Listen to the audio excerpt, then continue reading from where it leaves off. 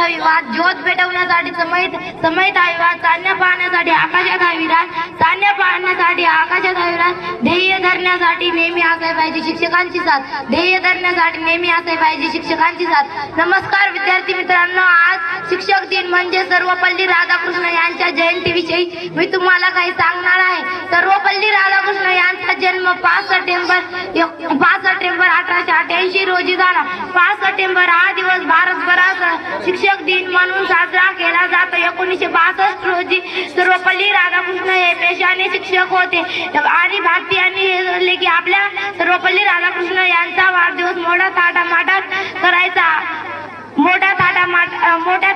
करायचा आणि सर्वपल्ली राधाकृष्ण यांनी म्हणले माझा वाढदिवस करण्याकरता माझ्यासारखे अशा अनेक थोर महाशिक्षकांचा सन्मान केला पाहिजे। अशा या महान थोर व्यक्तींचा मृत्यू 14 सप्टेंबर 1975 रोजी झाला। अशा या महान तत्व शिक्षकांना माझा मानाचा मुजरा। एवढं बोलून मी माझ्या भाषणाला पूर्ण विराम देते। जय हिंद, जय महाराष्ट्र।